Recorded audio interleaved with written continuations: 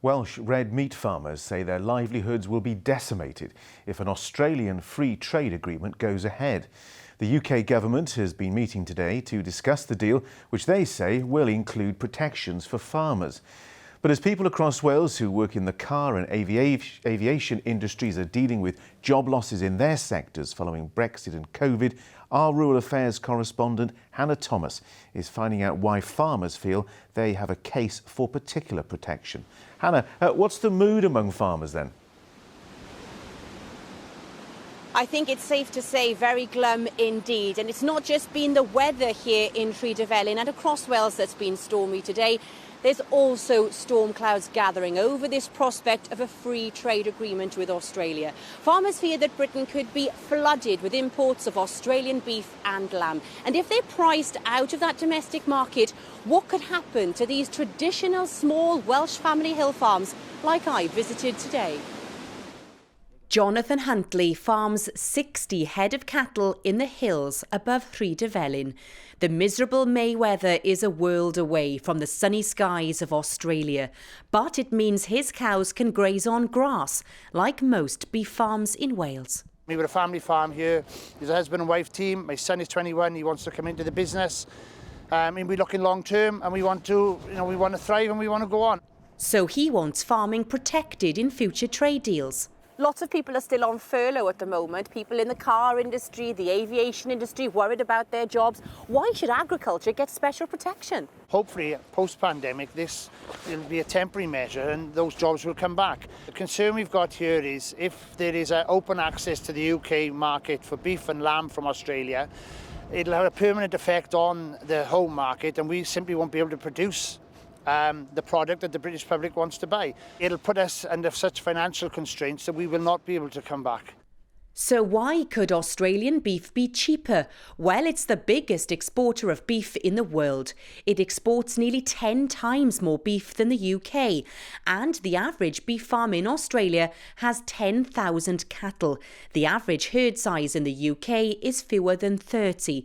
So those economies of scale mean the cost of producing beef in Australia is much lower than in Britain. But striking new trade deals was surely part of leaving the European Union. Many farmers voted for Brexit. Is this what they wanted? Look, I've got some friends who voted for Brexit. I've got some friends that were ardent Remainers. That ship has sailed. We've had the decision and we respect that. What we're talking about here is a trade deal that respects our production standards, our environmental standards, our animal welfare standards, and doesn't see them undermined, you know. Well, according to the UK government, they won't be. The Department for International Trade says that any deal they sign with Australia will include protections for the agriculture industry here and will not undercut UK farmers or compromise their high standards. They say they'll continue to work closely with the industry and keep them involved throughout the process. Farmers say the green grass of home and their system of rearing livestock is kinder to both animal and planet, so it should never be lost. Well, in fact, it's not just farmers who are of that view tonight. RSPCA Cymru has voiced its concerns and says the timing of this free trade agreement with Australia could be a cruel twist for food production and farm animal welfare standards in Wales. And I think there's a feeling tonight, actually, John, that if it's the first deal struck with Australia, the first one we've had, the new one, if you like, that wasn't a rollover from what we had when we were inside the European Union, then it could set a precedent for future trade deals. So we must get it right. OK, difficult times. Hannah in Pontypridd, thanks very much indeed. Now, 20 years ago this week, rural Wales was about to be dealt a devastating blow as foot and mouth disease was detected in Britain for the first time in nearly 34 years. During the crisis, more than 1 million animals would be culled in Wales to stop the spread of the virus, and the economic cost would run into millions of pounds. Well, this week, Welsh farmers are sharing their memories of the 2001 outbreak, and Hannah Thomas is on a beautiful farm in Brecon for us tonight. Hannah. Yes, thanks, John. Well, we've just had a double birth here, twins, in fact. as you can probably see and probably hear. But 2 decades ago, the lambing season here on the Brecon Beacons, and indeed throughout the rest of Wales, came to a heartbreaking end because foot and mouth disease arrived on UK shores and it quickly spread right across Britain. Here in Powys, there were 70 cases alone. Now, you may find some of the images in my upcoming report distressing as we look back on Wales in 2001 when the countryside was in crisis.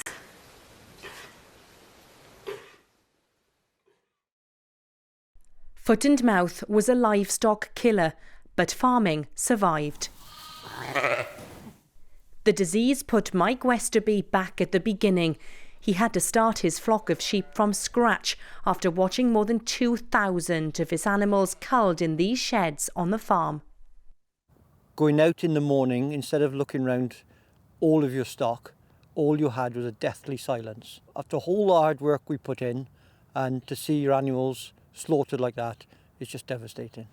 And I said to my father and brother at the time, things will never be the same again. And that turned out to be very, very true. Have you ever recovered the numbers of livestock lost then, Mike? We've never got back to the numbers, never. Pyres like these were used to burn the animals and any infection. Mike had 3 on his land and the area was closed down. The fires smouldered for days and the sight of smoke was visible in all directions. Well, the field with the 3 trees you can see behind me is where the very first case of foot and mouth disease was detected in Monmouthshire. And from that day on, this point, all the way down, as far as the eye can see, 4 miles actually, became known as Death Valley because there was not a single animal left. The farm next door to Mike Westerby had Monmouthshire's first case, but Mike's animals were taken out to make a fire break and help stop the spread of the virus. It's something you can never get over and you definitely never forget. And it's something that I never want to see again.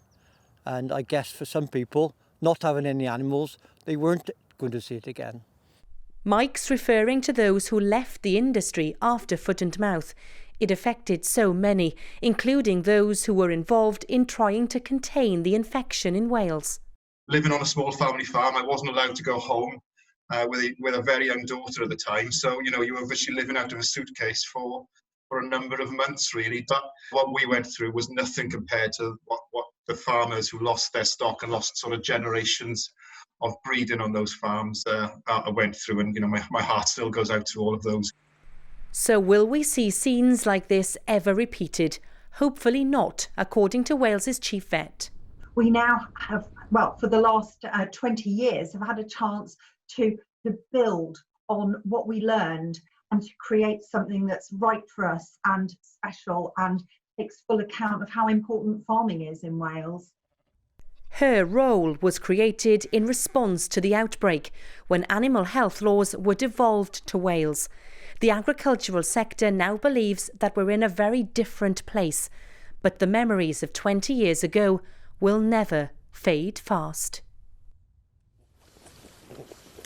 Well, this is little Lily the lamb having a bit of a bottle here, and she doesn't know the horror that her owners witnessed back in 2001. And right now there are farmers up and down Wales, John, like me, bottle feeding this lamb and checking on the mums and babies in their pens. They're known as a pretty resilient bunch, aren't they, the farming lot? But I tell you what, some of them really did take many years to bounce back after the disease. Now, I'll bet you, John, I can't predict the future, but I do know that the industry, will be trying its very, very best to make sure that this disease is kept out forever so that we can enjoy seeing little lambs like Lolly.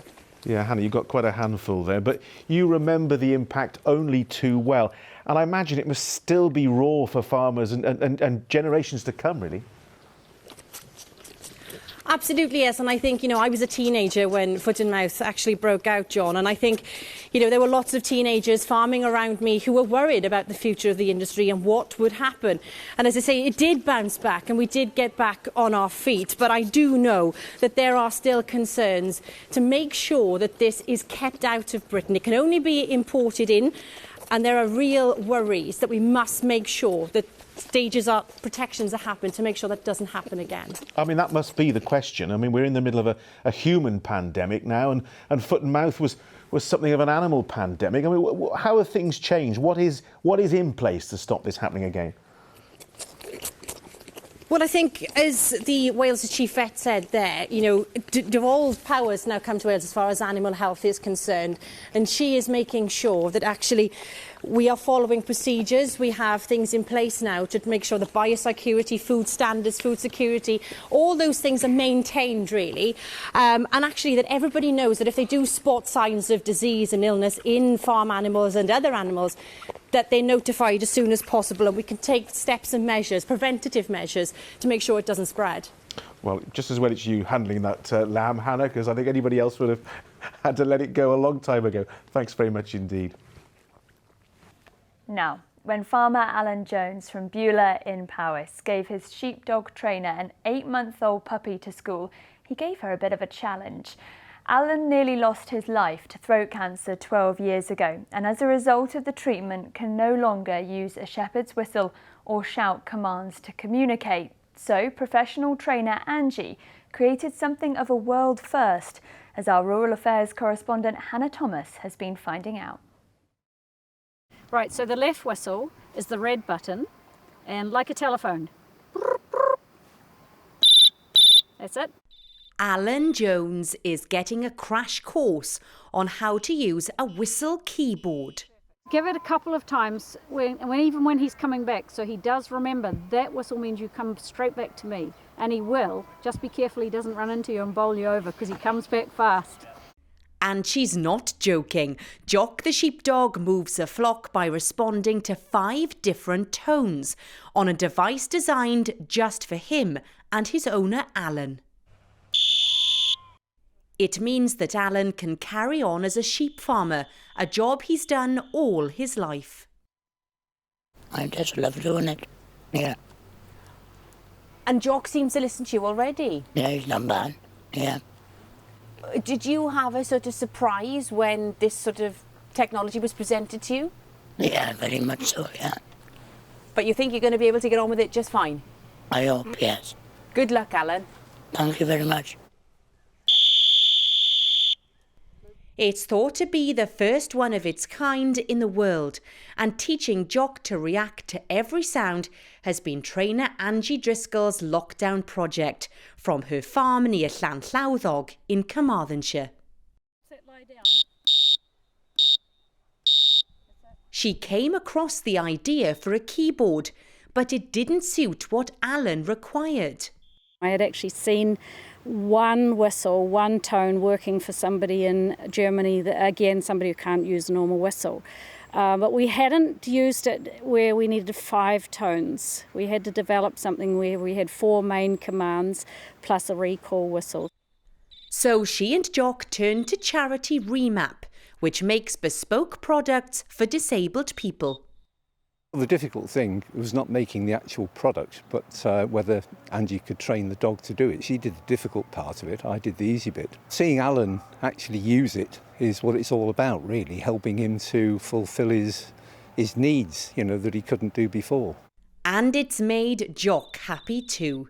Well, like all dogs, Jock here needs a good fuss from time to time, and he's still a relatively young dog at just 1 year old. But for the past 4 months, he's been learning and mastering this technique.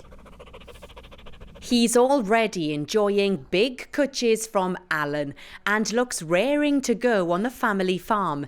He'll have an awful lot more sheep to round up back in Beulah, but Angie has got every faith that he'll do her proud. Hannah Thomas, ITV News, in Llanllawddog.